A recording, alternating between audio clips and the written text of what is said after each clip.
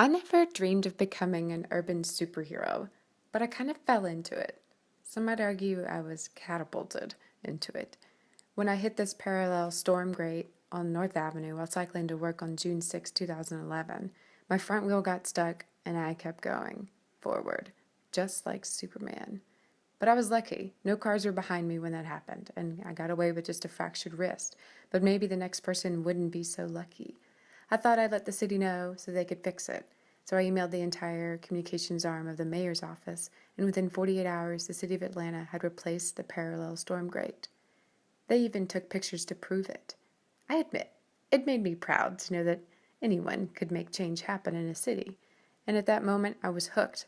I soon discovered 200 other parallel grates had been identified by the Atlanta Bicycle Coalition for over a year, but hadn't been replaced. I asked them to fix them too, and they did. I was feeling really good until this story came along.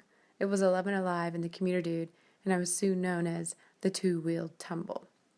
While the Commuter Dude praised the change I had made, he ended the 2-minute scoop with, "Well, Atlanta's just not a bicycle-friendly city. I wish it was, but it's not." Dude, that's not cool. Yes, Atlanta is a car-centric city, but why do we think that's okay to just accept that? The fact the facts show that without any increase in bicycle infrastructure, Atlanta's Atlanta's increased bicycle ridership by almost 400% in a decade. So I got a little mad and I did some research. One of my heroes is Mayor Enrique Peñalosa of Bogota, Colombia, and he had it right as a former mayor.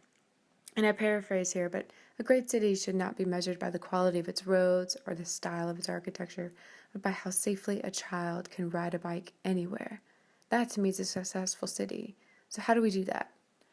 Since the 70s in Bogota, every Sunday they close 120 kilometers of roads to vehicles for 7 hours. 1.5 million people of all ages and income come out to ride bicycles, jog, and simply gather with others in community. It has completely transformed their city.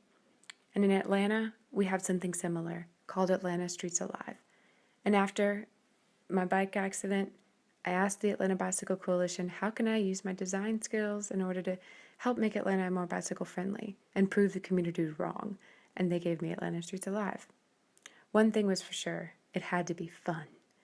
Since the purpose is to encourage people to walk, ride, run, hop, or cartwheel in the middle of the street, we have to bring out the kid in everyone. So we latched onto this idea of fun and the idea of human-powered amusement. And it worked. 13,000 people poured onto 2 miles of open streets on May 20th. It was so successful that we did it again in October 2012. And we added a mile onto the route and connected it to the brand new East Side Atlanta Beltline for a 5-mile loop. And 20,000 people showed up. We had hula hoopers and Prince Charming with his horse. We had the Great Atlanta Bicycle Parade where people dressed up their bikes. We had street hockey, bike polo, karate, and even the Graduates, a local a cappella group, performed on the side of the street. Next was Atlanta's signature street, Peachtree Street. A whole 3 miles, 60,000, or actually 63,000 people showed up, and a month later we returned to the Highland route to connect 5 neighborhoods together, and 83,000 people showed up. Even the Incredibles showed up, and the Power Rangers, the belly dancers, and my favorite, when we partnered with local arts organizations to create a traveling interactive play in the middle of an intersection where participants could join in the story of a kickball drama club. And then for urban planners, we have tactical urbanism, where we transformed parking spaces on Peachtree into parks using turf and blankets, planters, and a grill.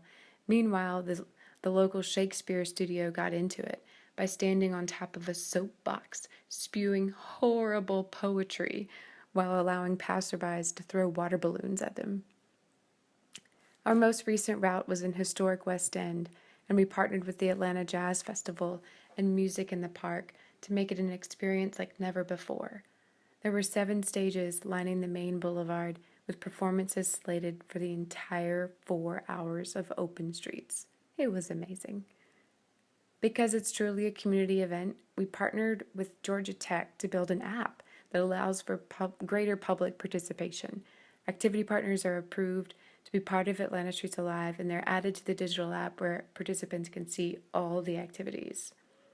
It still amazes me that people want to come out to the streets for no reason at all other than just hang out, let loose, have fun, bike, walk in the streets without the hassle of cars. Maybe this is showing that we as humans truly crave more about a city than just its ability to transport us in vehicles. And since the Atlanta Bicycle Coalition started organizing Atlanta Streets Alive in 2010, everyone has been asking, how do we have more of these kinds of events? And what we need is to make it more than just about an event. What we need is to make it embedded in part of our culture. So what makes open streets events like these all over the world so special? It's not necessarily how much fun they are, the activities, or the spontaneous run-ins with friends, but it's the unmeasurable things, like how someone feels about their city after experiencing one of these events. It changes you, and it changes the city. One of my favorite headlines after an event last year was, "Open streets and walkability threaten to make Atlanta cool." It made me laugh, and I was kind of hoping the commuter dude was reading it, because maybe, just maybe, Atlanta can be a bicycle-friendly city.